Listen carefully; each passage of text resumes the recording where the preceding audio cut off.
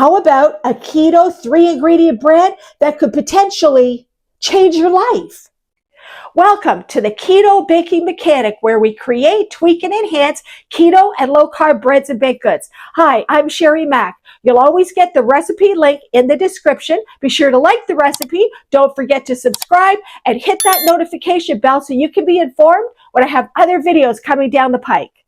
This miracle bread is 3-ingredient keto sourdough, and it's made with the Sinless Sourdough Living Starter.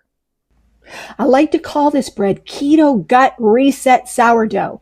Each ingredient is powerful on its own, but together they form a synergistic system designed to support the health of your microbiome. High in omega-3, golden flax seeds, freshly ground, are a prebiotic. Their soluble fiber and lignans serve as nourishment for beneficial microbes. The fiber helps you feel fuller for longer, supports healthy bowel movements, and provides food for your gut bacteria, helping maintain a diverse and active microbiome.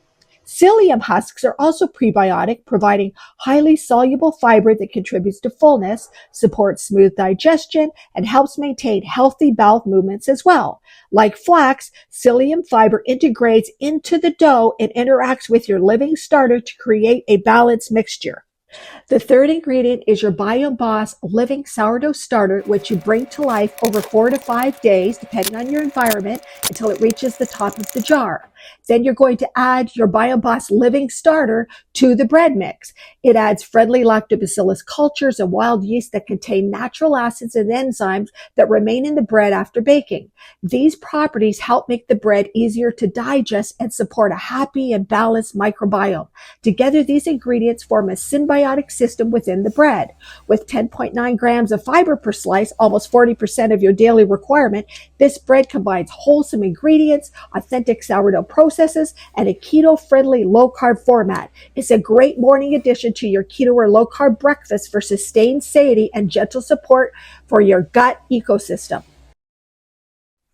Okay, a few things to keep in mind. First of all, this is a dense loaf. It's meant to be. It's going to keep you feeling fuller for longer.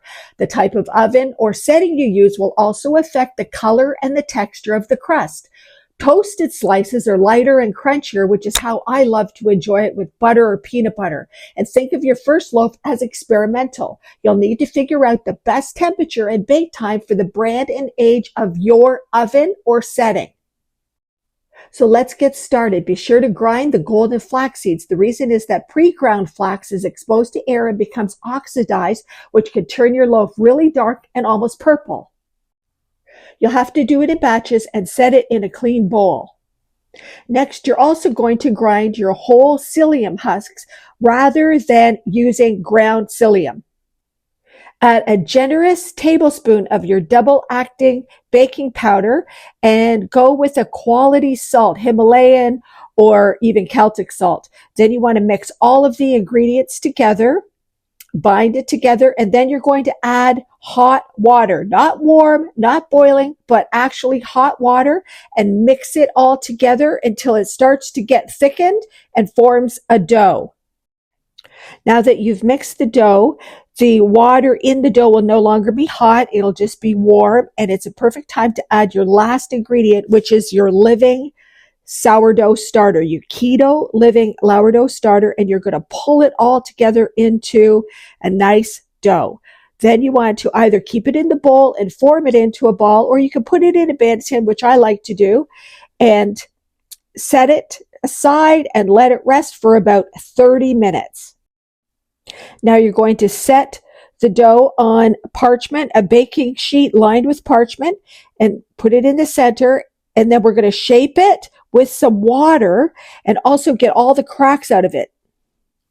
The temperature and time of your bake will depend on the brand and age of your oven and the method of baking, such as traditional, convection, or air fryer. The details are in the recipe.